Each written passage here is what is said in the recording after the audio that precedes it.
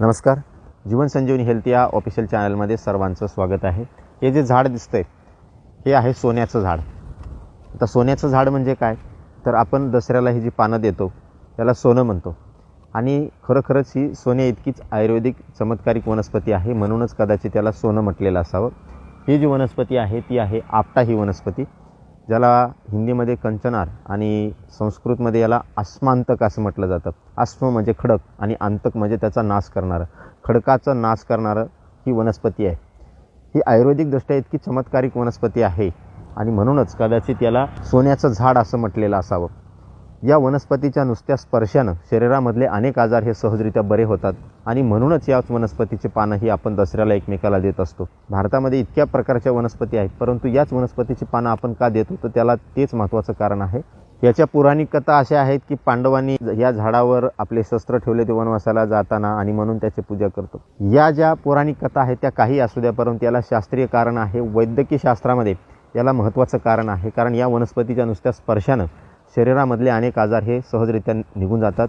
जर तुम्हाला खूप लघवीची समस्या असेल, म्हणजे उन्हाळी लागत असेल, उष्णतेमुळं लघवीमध्ये जळजळ होत असेल, तर या वनस्पतीचं पान जर आपण जवळ ठेवलं, उन्हाळी लागणं हा प्रकार बंद होतो, लघवीमधली जळजळ येणं बंद होते. त्याचबरोबर हातापायाची जर आग होत असेल, हातापायाला सतत आग होण्याची समस्या बऱ्याच जणांना असते, तर या वनस्पतीची जी ही पानं आहे ही जर आपण आणली आणि कुटून त्याचा चांगल्या रीतीनं रस काढला आणि तो जर रस आपण हाताला आणि पायाला लावला तर हातापायाची आग होणंसुद्धा बंद होतं. इतकी ही चमत्कारिक वनस्पती आहे. एवढंच नाही, तर या वनस्पतीच्या पानाचा जर आकार तुम्ही पाहिला तर फुफ्साच्या आकाराचा हा तुम्हाला आकार दिसतो.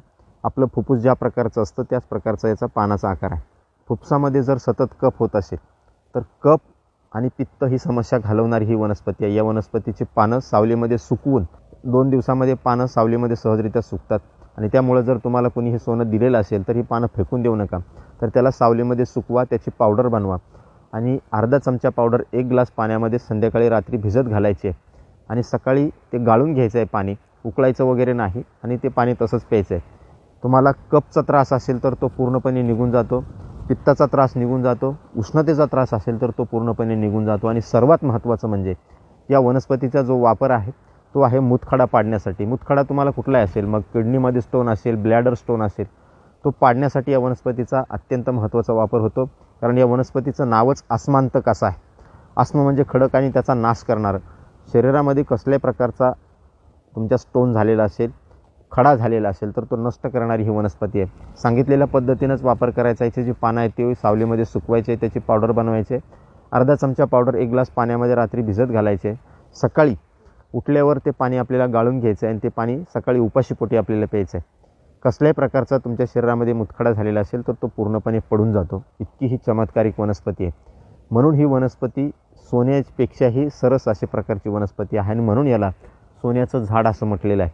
तुम्ही पाहिलेलं असेल ही वनस्पती ही इलेक्ट्रिकली एकदम न्यूट्रल अशा प्रकारची वनस्पती असते. या झाडावर कधीही वीज पडत नाही, कितीही पाऊस येऊ द्या या झाडावर वीज पडत नाही. म्हणून आजही खेडेगावामध्ये या वनस्पतीची पानं जवळ ठेवतात. जेव्हा खूप जास्त गरजतं, विजा चमकतात, तेव्हा या वनस्पतीची पानं स्वतःजवळ ठेवले जातात.